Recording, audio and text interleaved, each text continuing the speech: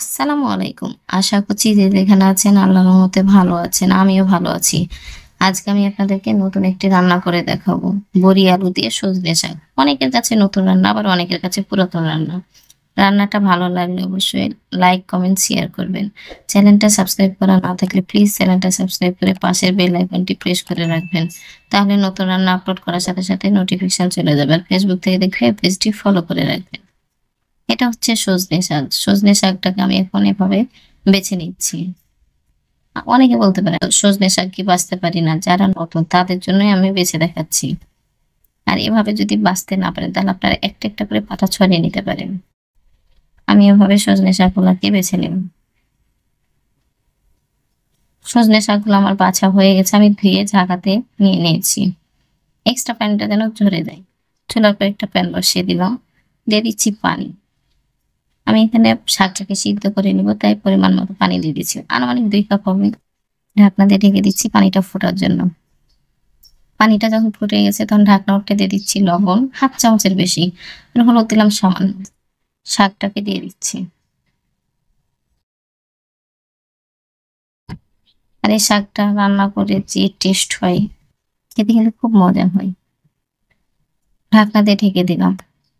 শাকটা যখন আমার ফুটে এসেছে ঢাকনা উঠে শাকটাকে নেড়ে দিচ্ছি। আর এভাবে শাক রান্না করতে কিন্তু বেশি সময় লাগে না, আর খেতে কিন্তু দারুণ হয়। আবারও ঢাকনা দিয়ে ঢেকে দিলাম। এভাবে ঢাকনা দিয়ে শাকটা সিদ্ধ করে নিতে হবে, তাহলে শাকটা কিন্তু দ্রুত সিদ্ধ হয়ে যায় আর শাকটা কালারও ঠিক থাকে। আবারও ঢাকনাটা উঠে নেড়ে দিচ্ছি। আমার শাকটা কিন্তু সিদ্ধ হয়ে এসেছে। আমি এখন একটা ঝাঁকাতে নিয়ে শাকটাকে ঢেলে দেব। আমি এরকম একটা ঝাঁকায় শাকটাকে ঢেলে দিচ্ছি, তাহলে শাকের সিদ্ধ করা এক্সট্রা পানিটা কিন্তু ঝরে যাবে। শাকটা আমার ঢালা হয়ে গেছে। এ দুইটা হচ্ছে বড়ি। আমি বড়ি দুইটাকে এখন ছোট ছোট করে ভেঙে নিচ্ছি। আমি এখানে 2টা বড়ি দিয়েছি, আপনারা চাইলে 3টা দিতে পারেন, 4টা দিতে পারেন।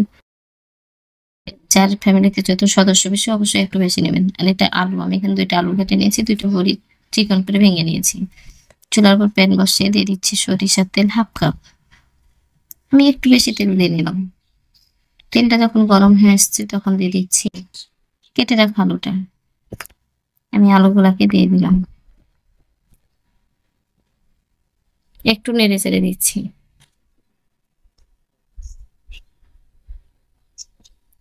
দিয়ে দিচ্ছি লবণ 1/2 চামচ। আলুটাকে এখন নেড়ে চেড়ে লাল লাল করে ভেজে নেব। আমি আপনাকে একটা আলু উঠে দেখাচ্ছি, দেখেন আমার আলুটা কিন্তু লাল হয়ে এসছে। আমি এখন নেড়ে চেড়ে ভেজে নিচ্ছি। আলুটা লাল হয়ে এসছে তখন দিয়ে দিচ্ছি ভেঙে রাখা বড়িটা। আমি আলুর বড়িগুলোকে লাল লাল করে ভেজে নেব। আমার বড়িটা খুব সুন্দর ভাজা হয়ে গেছে। আমি এখন দিয়ে দিচ্ছি পেঁয়াজ কুচি। আমি এখানে 3টা পেঁয়াজ কুচি করে নিয়েছিলাম। 3টা রসুনের ফল কুচি করে কেটে নিয়েছি। 3-4টা মরিচকে ফালি করে কেটে দিয়েছি। যে যেমন ঝাল খাবেন সে সেভাবে মরিচটাকে দিয়ে নেবেন। লাল করে আমার ভাজা হয়ে গেছে তখন দিয়ে দিচ্ছি আদা রসুন বাটা 1/2 চামচ। মশলাটার কাঁচা গন্ধ না যাওয়া পর্যন্ত আমি নেড়ে চেড়ে দেবো। মশলাটার কাঁচা গন্ধ চলে গেছে তখন ঢেলে দিচ্ছি সিদ্ধ করা শাকটা। এভাবে নেড়ে চেড়ে একটু শাকটাকে কষিয়ে নেব, কারণ বড়িটা তো সিদ্ধ হতে হবে। একটু কষিয়ে নিলাম, দিয়ে দিচ্ছি পানি। পানি এখানে বেশি দেব না, বড়ি সিদ্ধ হওয়ার পরিমাপে আমি পানিটা দিয়ে দিলাম। নেড়ে চেড়ে ঢাকনা দিয়ে ঢেকে দিচ্ছি। ঢাকনা উঠে আবারও নেড়ে দিচ্ছি। ঢাকনাটা আবারও দিয়ে দিলাম। ঢাকনা উঠে নেড়ে দিচ্ছি। আমার শাকটা থেকে যখন পানি না শুকছে নেড়ে চেড়ে দেবো। আর এই শাক রান্নাটা অনেকের কাছে নতুন, আবার অনেকের কাছে পুরনো। অবশ্যই একবার এভাবে রান্না করে দেখবেন। শাকটা কেমন লাগছে কমেন্ট করে জানাবেন। দেখেন আমার বড়িটা কত সুন্দর সিদ্ধ হয়ে গেছে। বড়ি দিয়ে আলু দিয়ে শাকটা ভাজা হয়ে গেছে। আমি এখন একটা সার্ভিং প্লেটে উঠিয়ে নিলাম। আর এভাবে বড়ি দিয়ে আলু দিয়ে শাকটা রান্না করে যদি আমরা সাদা গরম গরম ভাতে খাই, খেতে কিন্তু খুব মজা লাগে।